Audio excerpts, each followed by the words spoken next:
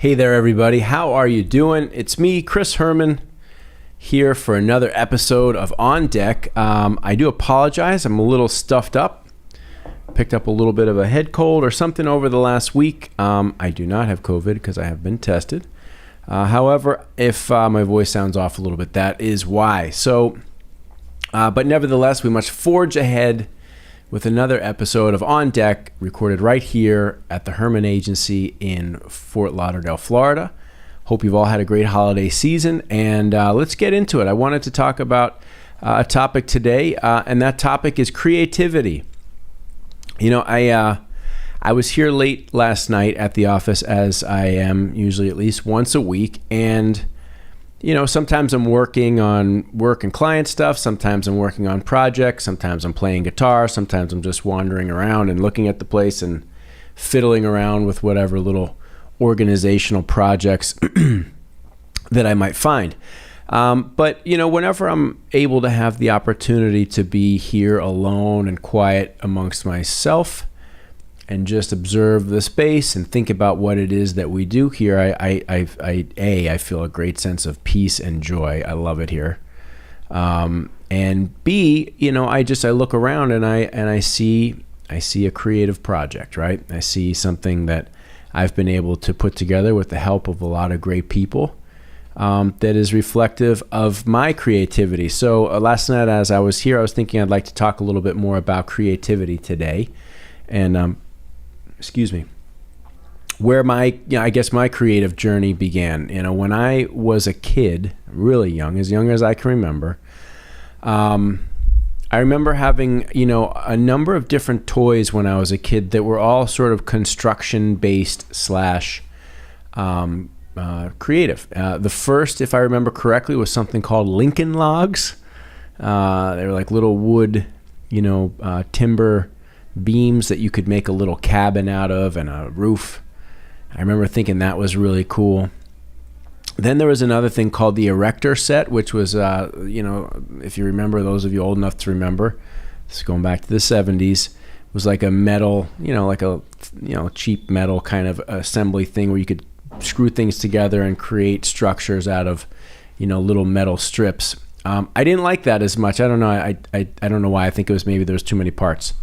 Or something.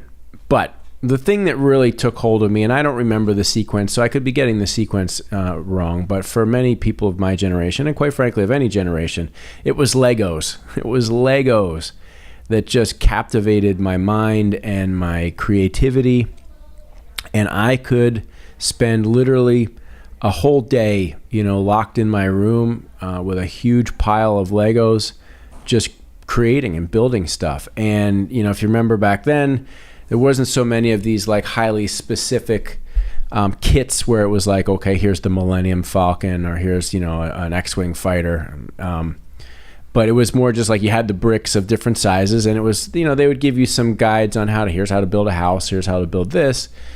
But it was you weren't locked into one particular design at that time. And I remember just spending hours. And at first it was always building houses and different types of houses and laying them out, you know, and then it was, you know, getting into organizing the colors into different tiers. So not only were you building something cool, but it had like a nice aesthetic to it. And over the years, I spent an inordinate, I'm not even sure how to say the word, you know what I mean, a lot of time in my room playing with Legos. Because it was really like whatever you could dream up in your mind, you could then build it. And I just loved that. Had a good friend of mine. We would build Lego cars and smash them into each other. But I think that was really, you know, looking back at that time in my life, Legos were the thing that really got me, you know, got my creative juices flowing. And so I'm going to kind of touch on a few different things that I was influenced creatively as a child, and then kind of parallel to what I do today. You know, the Legos thing has never stopped for me. I just use different parts now. Any of you that have been to the office here, you know, can look around and see that we've got, you know, all kinds of different technology things, you know, from different camera rigs and setups to guitars and amps and a stage and drums and all kinds of stuff. And in some way, assembling all of these into the collection that we have that we now use on a regular basis has been, you know, an extension of my my love of Legos. It was like taking parts and putting something together and trying to put, like the perfect design and create the perfect thing with whatever tools and pieces you have to build. And we've been able to do that here at the office, and that's why I like spending so much time here. But it definitely goes back to my time with Legos. Jumping back in time, the next thing that I really got into was drawing. And I will say I was never really a particularly good artist, wasn't a painter, sculptor, or anything. I mean, I messed around with all of it through the years in school, and I enjoyed it. But somehow just doodling cartoons and constantly doodling cartoons when I was a kid is really another thing that started to develop my creative abilities. Now, I can say that my cartoon doodling as a child has not translated as much into my adult life and the creative business, but it did give me, doodling and being in arts class, throughout high school and into college a little bit. It definitely gave me a foundational perspective on how to lay out ads when I finally got into advertising. And that was, almost 25 years ago. But there was still a lot of newspaper ads being done for car dealers. And so I really enjoyed, each week, Monday, Tuesday, when it was time to think about like, what's the new ad? What's the new layout? I took a particular sense of enjoyment and pride in laying out the ads, kind of drawing them out how I wanted the headline to be and the subcopy and how we placed the cars and where the offers went, and what they looked like and what the colors were. In fact, I think I definitely irritated the art department because I was an account executive. So technically I should have just given them the information and let them go. But I just enjoyed, the process of creating it so much, of drawing it out and laying it out, that a lot of my work that went into the art department was pretty well hashed out before it went in there, just based on the fact that I'd always done, doodling and drawing. And so, I really, there was actually a transfer. It's not that I still doodle or draw. And sometimes I wish I did. When I look at Gary Vaynerchuk, who just recently released his, Gary's Kids or Gary V's NFT drop, and I think he brought in like $91 million. Now, he brought that in because he's got a huge audience. I mean, you can't do that if you're just a nobody. But the fact that he was able to take his lifelong love of just doodling little things and turn that into meaningful revenue is really cool. Again, bouncing back and forth. So, it was Legos, then it was drawing, and then it was music. I think I mentioned before, my dad had left a guitar behind. My parents separated when I was a kid, and my dad left an acoustic guitar behind. And as soon as I could get my hands on that thing, man, I was all over. I just couldn't put it down. I found a way to put a little like dictaphone microphone inside the sound hole. I duct taped it in there and plugged it into my stereo. So I created my own first electric guitar, if you will, which sounded really sloppy and distorted, but at the time I loved it. And, throughout my high school years and into college, playing guitar and being a musician, that was like one of my fundamental goals in life. I don't know that I ever dreamed of being like a rock star per se. I don't know that was never really like my number one ambition. I just wanted to play music. I wanted to be on stage. I wanted to perform and write music and perform it. And I did that for a number of years. In college, I had a band called Where's the Bishop? And we were like a heavy hard rock, punk, funk, metal kind of, I don't know what you would have called us. We had a lot of heavier influences, and, we played around a lot for many, about 3-4 years in northern Colorado. And that really fulfilled a childhood fantasy for me of just playing music that to this day still exists. I mean, I still play guitar as much as I possibly can. I've got some friends of mine that we play music together here. We've taken a little break, but we're getting back to it. And playing music, I mean, I've built a whole, you can't see, but like if I look right out here, like we have a large, about, what is it? Let's see, 12 by 18 or 12 by 20 foot stage with drums and guitar amps and bass amps and keyboards and a DJ setup. I mean, it's like a pro setup here. It's kind of crazy when you come to the office and you see it for the first time. It's like, whoa, what the hell is this doing here? But it's just something that just started with a creative idea, creative spark, and grew from there, and I've just, been able to grow it into something that is now really cool, and we're going to use the space here for a number of different things. But again, it all goes back to, stuff from childhood, music and guitar playing and performance. And then that kind of turned into when I started getting into my professional life of realizing that I enjoyed public speaking and standing on stage and giving presentations. And as I got my own company and had to go out and pick up business, I mean, the one of the real thrills is to put the presentation together and go out and make the presentation. It's like your own kind of song and dance act, if you will.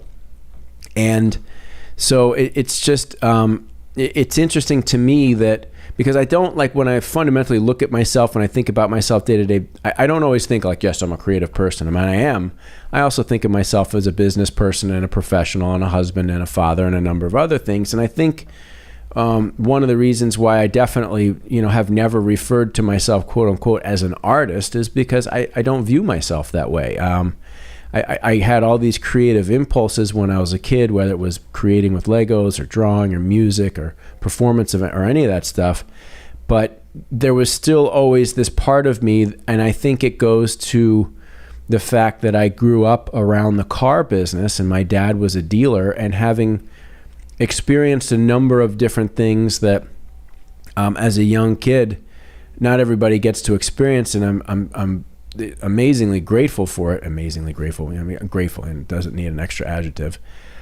But I had some opportunities to travel with my dad when I was young, and that required that I, know how to dress appropriately and how to go out to dinner and behave accordingly with adults and what have you. And so I never, that kind of combination of influences of all the creative things that I enjoyed doing as a kid, and my dad's, business world experience with the car business kind of shaped me into the person that I am, which is a creative person, also a business person. I mean, I'm just as happy wearing, a really nice suit and going to a business meeting as I am wearing t-shirts and jeans and sneakers and playing guitar here in my office. So it's a balance. But at this stage of my life, having just turned 50 not too long ago, it is satisfying to be able to see multiple paths of life, meaning, these creative influences that I had as a kid and was able to continue to develop through my life. The business interests that came along as a result of my dad's exposure and help and tutelage and guidance. Also, my health and fitness, which is important to me, although I'm totally slacking on it right now. Like, having all these things move forward and still be a part of my life and all merging together into the life that I have now, which is something that I can say is in many ways a lot to do with my own creation. And when I was a kid, people would ask, what do you want to be when you grow up? I said, I don't know, but whatever it is, I want it to be of my own creation. And, it's a lot of hard work.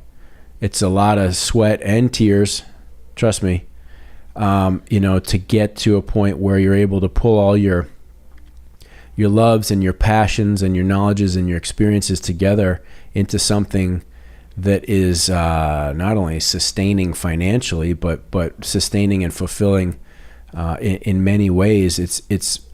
I'm really blessed and really thankful for that. And it wouldn't have happened, well, something different would have happened. But the fact that as a kid, I just got into these different creative things. Not to say I wasn't into sports, not as much as anybody else, but I always competed at something, more individual stuff, racing bikes or ski racing and stuff like that. But this creative thing with me has always been a part of my life. It still is. And, I'm fundamentally satisfied with that and excited to know that, even still, our industry right now, the retail automotive industry is, it's still jacked up. And is going to be in a challenging position from a dealers wanting or needing to really go out there and hit it hard with their marketing. We got another year of that. We're prepared for that here at the agency, and I'm prepared for that mentally, far more so than last year. I didn't think we really saw this year coming last year, but now I do.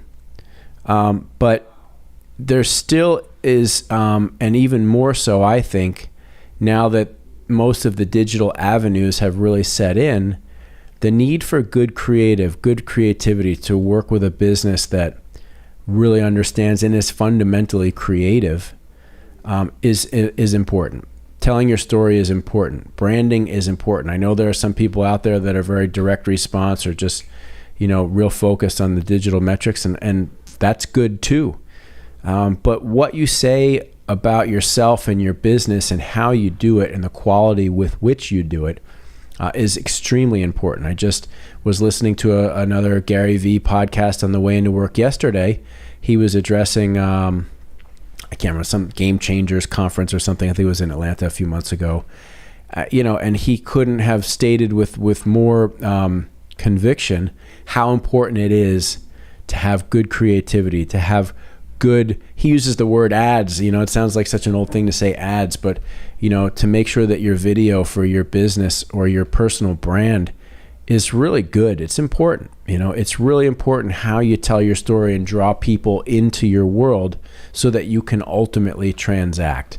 And so that gives me a lot of hope, not even hope, it just gives me a sense of comfort of knowing that my life's path, my life's passions and creativity have led me to a place in the world right now where I've been able to, with the help of a lot of great people, create something really special that can help our clients create something really special. And that means a lot to me. Would have never thought, 40 years ago when I was sitting in my room playing with Legos, or maybe even more than that, that this thought process, this creative ability to assemble stuff and build things and then draw and then make music, had no idea that it would be leading to something where at the age of 50, I can look around the environment that I share with our crew and say, yeah, we've got a real creative space here. We've got a real creative opportunity. We've got real creative talent. And that's not because of me. It's just because we all somehow forged down this path, and here we are. And what an exciting time it is for creativity in the form of being able to express yourself easily with graphics, with video, with music, how you can distribute it quickly to the population, and the ever-changing landscape of how creativity is distributed, which I'm going to discuss in a companion piece to this topic. It's really an amazing time for creative people to not only to be able to create, but to also finally earn the type of money that they should be earning based on these amazing efforts that so many great creative people have brought to the table. So yeah, that's the topic for today. Creativity. It's an amazing thing. Creativity it's not just art and music. I mean, it's cooking, it's painting, it's gardening. I mean, there's just so many ways for each and every one of us to express ourselves creatively. And I encourage you, if you have those types of leanings, go for it, enjoy it. You'll value the experience of doing so. So there we have it. My chit chat here on creativity. I hope you're all having a great day. Thank you for taking the time to listen. Again, I apologize. I'm a little bit stuffed up, but we powered through. And I can say that if you find this content useful and interesting, please subscribe to the Herman Agency channel. Some people like to say, smash the like button. Smash it. I mean, come on, just press the like button, hit the like button, hit the bell so you can get notifications. And please leave a comment if there is anything that you would like to further discuss with me. Chris Herman here for On Deck or On Deck. Yes, I am on deck. Thanks so much, y'all. Have a great day.